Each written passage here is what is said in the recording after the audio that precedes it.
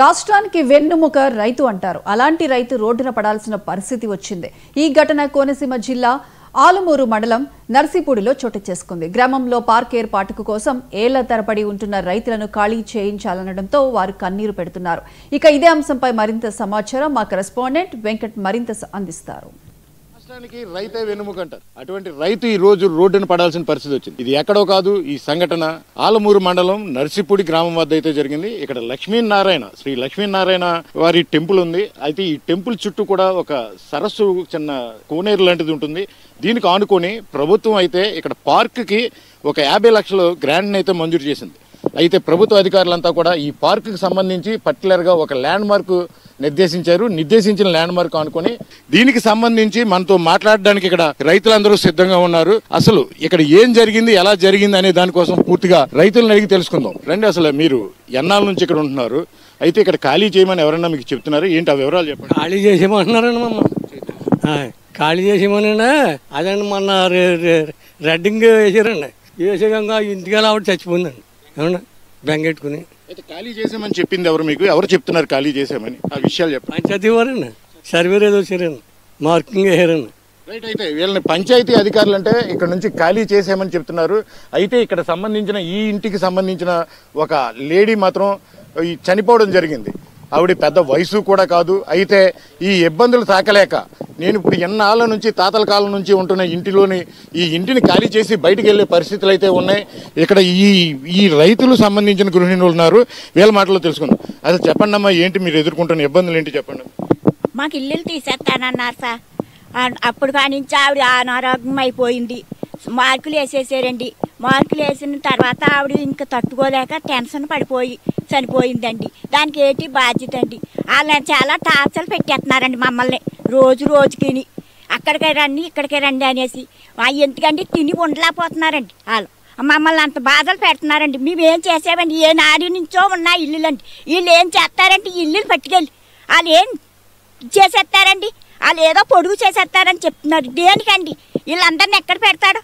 మాకేం చెప్తాడండి? అది చెప్పమానండి ముందు. అయితే ఈవిడ ఆవేదన చూసాం మనం. ఏ మాత్రం ఎంతమంది అధికారులు ఏ విధంగా ఇబ్బంది పెడుతున్నారు అనేది పూర్తిగా ఆవిడ మాటల్లో మనం గ్రహించవచ్చు.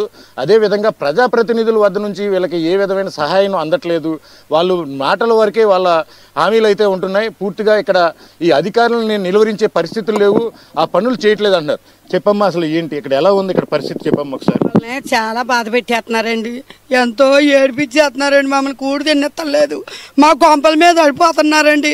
4 రోజులకు ఒకసారి వచ్చేస్తున్నారండి మా మీద దెబ్బలడక. మేము పాకల్లో ఉండేవాళ్ళు అండి.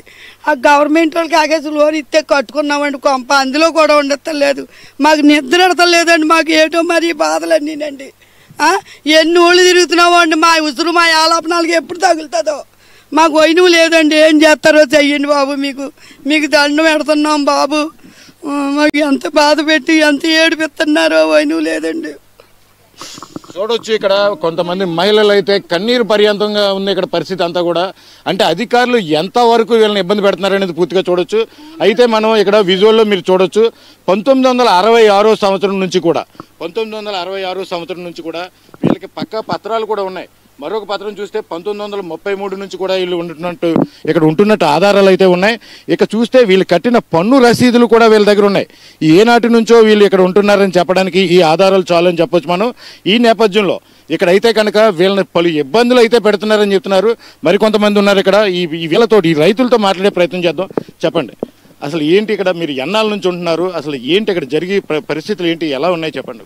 అది కొత్తపేట నియోజకవర్గం అండి, ఆలమూరు మండలం నర్సిపూడి గ్రామం అండి. మా తాతల నాటి పూర్వీకులు కానించి కూడా తెలిసిన సమాచారం అయితే మా తాత 90 సంవత్సరాలకి కాలం చేశాడండి. మా నాన్నగారు 76 సంవత్సరాలు కాలం చేశారు. నాకు ఇప్పుడు 52 సంవత్సరాలు వచ్చిందండి. మా గ్రామంలో ఇంతవరకు అన్నదమ్ముల భావంగానే కుటుంబాల పూర్వంగా కూడా ఎవరో ఇబ్బందులు లేరండి. ఈ మధ్య కొంతకాలంలో కొంతమంది ఎత్తులు మాత్రం తయారయ్యి నానా ఇబ్బందులు పెట్టి పంచాయతీ సెక్రటరీ అయితే ఆవిడ దండం పెట్టేస్తుందండి. ఏంటంటే మీ ఊరికి దండం, మేము ఈ ఊరిలో మేము సెక్రటరీ చేయాలంటే మేము చేయలేని పరిస్థితి అండి. ఇంతకాలం నుంచి నేను ఇన్నూరులు చూశాను కానీ ఈ ఊరు ఎప్పుడు చూడలేదు. మీరు ఏదో నాయకుల దగ్గరికి వెళ్ళి మాకు చేసుకోకపోతే నా చేతులు పరిమితి దాటిపోతే నేనేం చేయలేమని నా దగ్గర ఏడితే కూడా చెప్పిందండి ఆవిడ. మీరు ఇప్పటికైనా కానీ కూటమి ప్రభుత్వానికైనా చెప్పి మీరు పట్టాలు ఇప్పించవలసిందిగా మేము ఈ ఆడవాళ్ళందరూ కూడా, నేను టీడీపీ పార్టీ ప్రెసిడెంట్గా 13 సంవత్సరాలు అగ్రహంగా చేశానండి. రైట్. అయితే ఇక్కడ పరిస్థితి అయితే పూర్తిగా చూసాం, ఈయన మాటల్లో పూర్తిగా విన్నాం. అయితే కొంతమంది ఈ ఆకతాయి యువత చేసే కార్యక్రమాలకి ఒక వర్గం అంతా కూడా ఇబ్బంది పడుతున్న పరిస్థితులు అయితే ఉన్నాయని చెప్తున్నారు. ఇప్పటికైనా సరే ఉన్నత అధికారులు, అదేవిధంగా ఉన్నత ప్రజాప్రతినిధులు, మన రాష్ట్ర ముఖ్యమంత్రి గారు కూడా చొరవ తీసుకొని వీళ్ళ ప్రాబ్లం అయితే కొంచెం గట్టెక్కించమని చెప్పి వీళ్ళందరూ ఆవేదన వ్యక్తం చేస్తున్న